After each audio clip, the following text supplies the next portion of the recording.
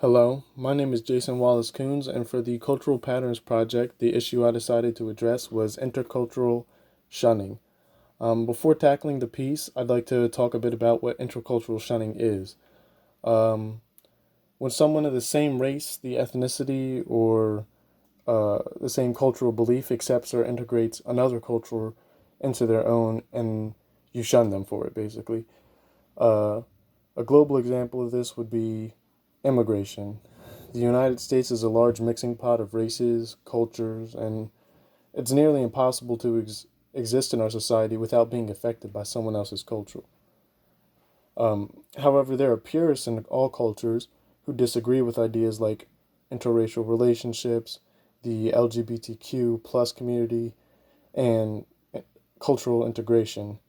I had a college professor who was Mexican American, and when she moved from Mexico to the United States, in order to better get along with her new community of American neighbors, she began basically learning the language, uh, just she basically became integrated into the culture. She became an American, and because of that, her Mexican family, who was not in America, shunned her for it. Um, and it's saddening to see our society so close minded about change because entire communities will shun you for staying true to your beliefs. Uh, in the piece, I attempted to depict this issue through the use of symbolism. The three focal points would be Christianity's cross, an African pot, and the Islamic symbol, uh, the Islamic crescent moon and star.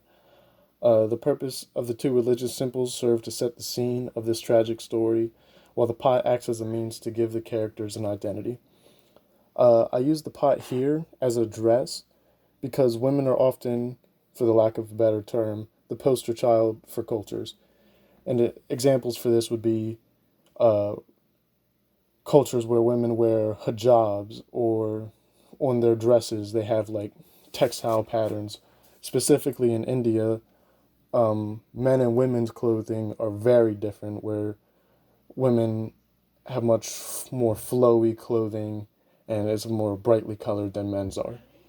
Um, the woman here shuns the male who kneels on the ground, defeated after accepting a new belief. This would be the crescent moon. Um, she refuses to make eye contact and stretches out her arm to shun the man. Though the man and woman became, or though the man and the woman come from the same background, his acceptance of a new religion makes him feel alienated and deserted among his peers. Hence the reason there's a desert here, which is why there's cactuses and stuff. Um, through the use of, I'm sorry, turning your attention back to the woman, you can see she stands tall above the male, holding her religious symbol above her head. The pride in her beliefs make her blind to new ideas, which is why she's got a blindfold here. She knows what she's holding and she knows what she knows is true, but she doesn't know what this is, you know what I mean? Like, she just, she knows what she is holding, and because of that, she rejects this.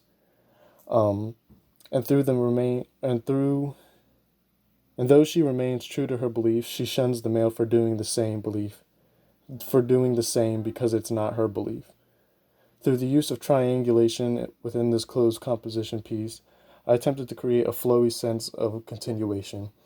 The intent was to have the viewer's eyes start at the cross by coloring, elevating, and having both of the characters looking at it.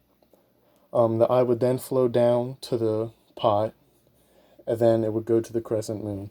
From there, it would either travel back through the character's eyes, or it would go up and around through the cactuses to create a circle. At first glance, the meaning of the piece may be lost on some people. The design is complex due to the busyness of the project, through the use of the lines to create the sand dunes and the textural pattern on the pot.